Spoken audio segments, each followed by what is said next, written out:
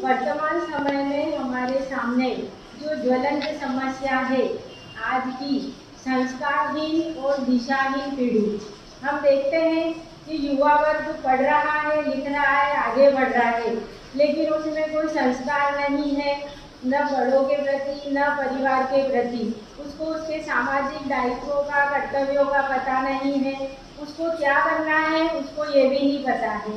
मतलब ये ज्वलंत समस्या है।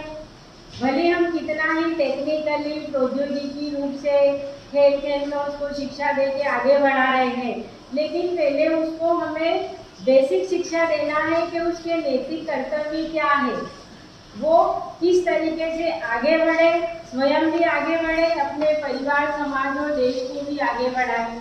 अब ये जो समस्या आई है ये इसलिए आई है कि जो नेता थे वो ऐसी शिक्षा पद्धति हमारे देश में छोड़ गए जो सिर्फ रटंत पद्धति पर आधारित थी।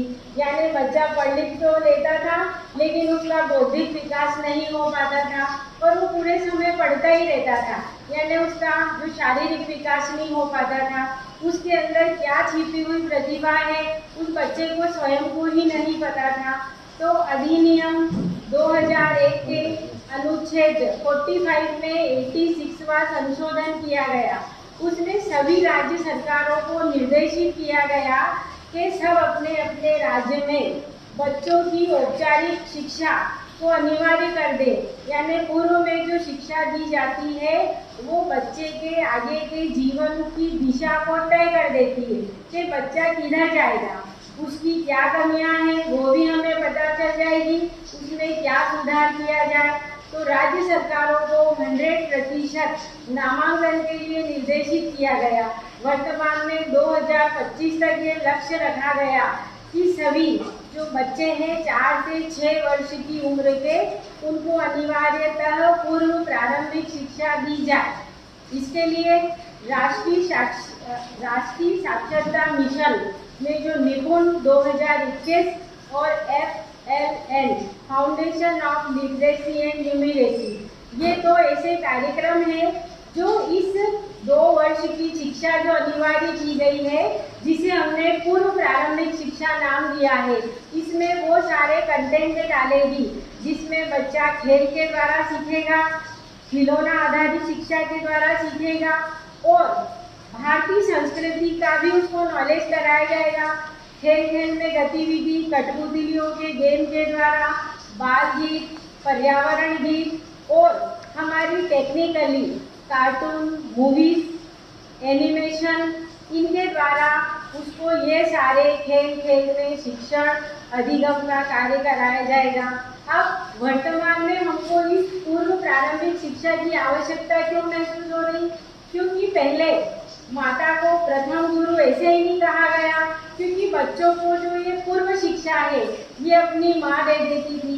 पहले संयुक्त परिवार हुआ करते थे तो कई सारे शिक्षा संस्कार यानी परिवार के बीच किस तरीके से मिल बैठ कर खाते रहते हैं, सारी चीज़ों का आदान प्रदान करते हैं, भावनाओं को व्यक्त करते हैं, ये सब उसको माता और संयुक्त परिवार में सीखने को मिल जाता था।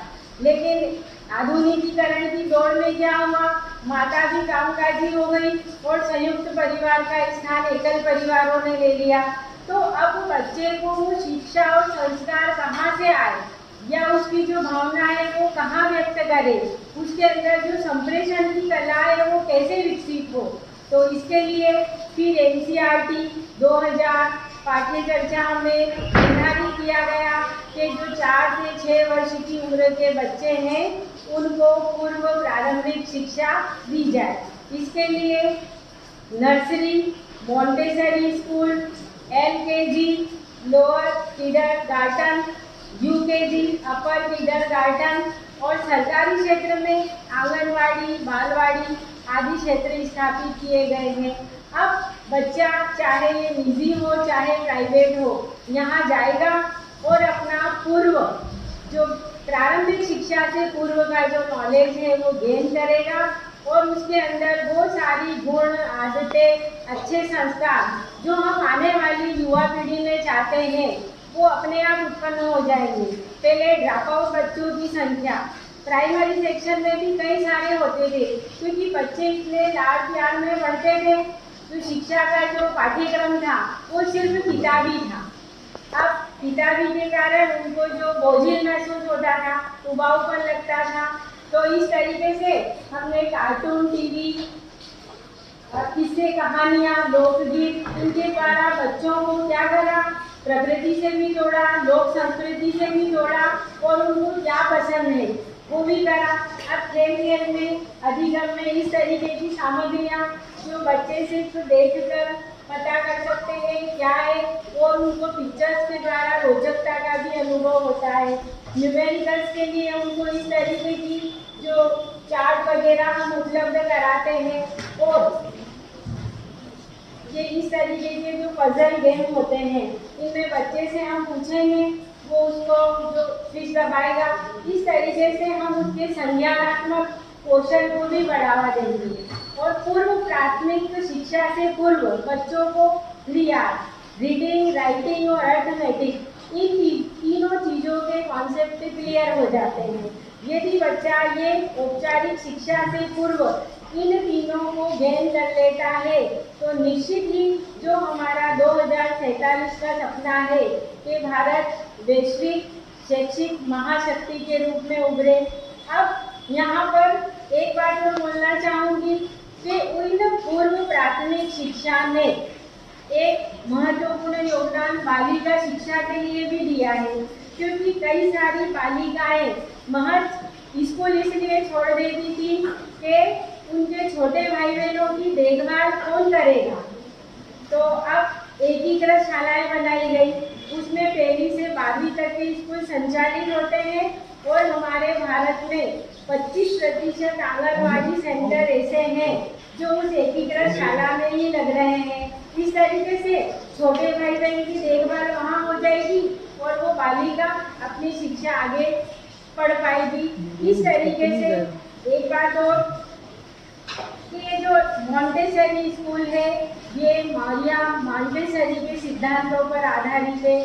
एलकेजी यूकेजी की जो कक्षाएं हैं, ये फ्रोबेल के सिद्धांतों पर आधारित है।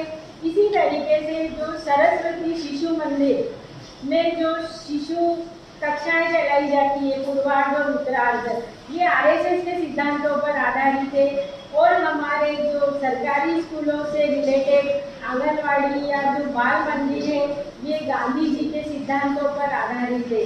अब सिद्धांत किसी के भी हो, कुल मिलाकर उद्देश्य है बच्चों को उनकी 1ली कक्षा से पहले जो पूर्व प्रारंभिक शिक्षा दी जा रही है वो गुणवत्तापूर्ण हो।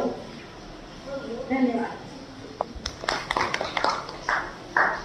आदरणीय श्री जगदीश जी गुप्ता, शासकीय उच्चतर माध्यमिक विद्यालय